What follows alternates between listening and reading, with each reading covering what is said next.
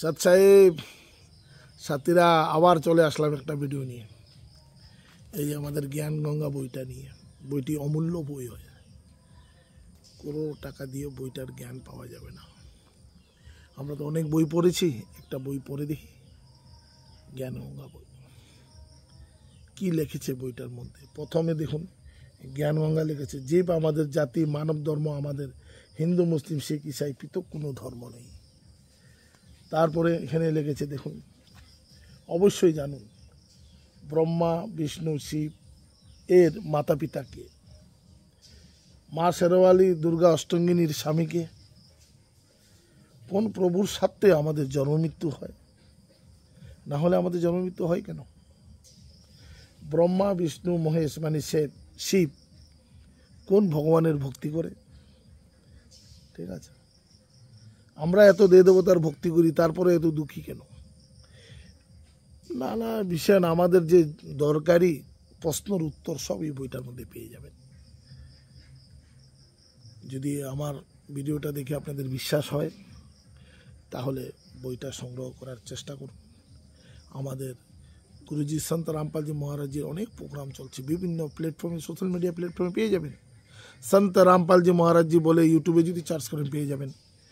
ঠিক আছে, আবার আমাদের গুরুজি অনেক মুহিম চালিয়ে রেখেছে, অন্নপূর্ণা মুহিম, যে আমাদের যে অন্নপূর্ণা মুহিম, রুটি কাপড় শিক্ষা চিকিৎসা পুনর্বাসন দিচ্ছেন হর গরিব, সব গরিবকে কবির ভগবান, ভগবানও তো দিতে পারে, আজীবন দিচ্ছে।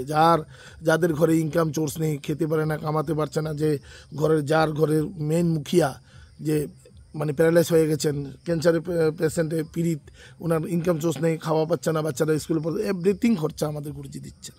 তো ভগবান হন, ভগবানও তো দিতে পারে। এদের হরিয়ানাতে 71টা গ্রাম জলে ডুবিয়ে গেছে, 3,500 একর জমিন ফসকিতি খেতি সব নষ্ট হয়ে যাচ্ছিল। আমাদের গুরুজি 500-250 কোটি টাকার মতন 5 আর মোটর দিয়েছেন। সে ভগবান ছাড়া কে পারে? প্রত্যেক 3 মাস পরে পরে আমাদের গুরুজির সমাগম হয়। প্রত্যেক সমাগমে সব 21টা ব্রহ্মাণ্ডে যত জীব আত্মা আছে সবাকে আমন্ত্রণ থাকে আসার জন্য, এবং কি ব্রহ্মা বিষ্ণু শিবও আসেন, দেবলোক থেকেও আসেন, যে এইটাতে মানে ইয়ে করেন, সমাগমে অ্যাটেন্ড করেন। তো আমার কথা তো আর বুঝলে বলবেন কি বলছে, লাইক কমেন্ট পাওয়ার জন্য না, তার সাথে বইটা আপনার নেন। কেন আমি পুণ্য কামাতে চাই, আমি যেতে হবে আমার সতলোক সচখণ্ড সনাতন পরম ধাম, যেখানে যাবার পরে সাধকের মৃত্যু লোকে 2 বার আসতে হয় না। ভাই এত কষ্ট দুঃখ কে করবো? আবার জন্ম মৃত্যু 84 লাখ কুত্তা গাদা ভুইয়া, আবার তারপরে মানুষ জন্ম পাবো, তারপরে যদি পুণ্য না করতে পারি, গরিব ঘরে জন্ম কি বা কর্ম, আবার পুণ্য পাপ করম, যদি সদ্গুরু না পাই তখন মানুষ জন্ম পাইবার পরে। ভাই এই জন্ম পাইছি, মানুষ জন্ম পাইছি, প্লাস সদ্গুরু পাইছি, তাড়াতাড়ি পারো যেতেই।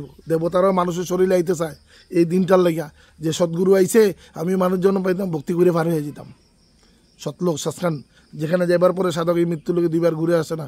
গীতা জ্ঞানদাতাকে অর্জুন কি কইতেছিল, এই বইটার মধ্যে সারা তথ্য পেয়ে যাবেন। এই যে জ্ঞান বইটা।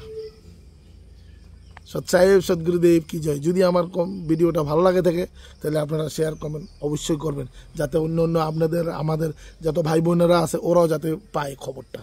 ঠিক আছে, সৎ সাহেব সদ্গুরুদেব কি জয় হো। সৎ সাহেব।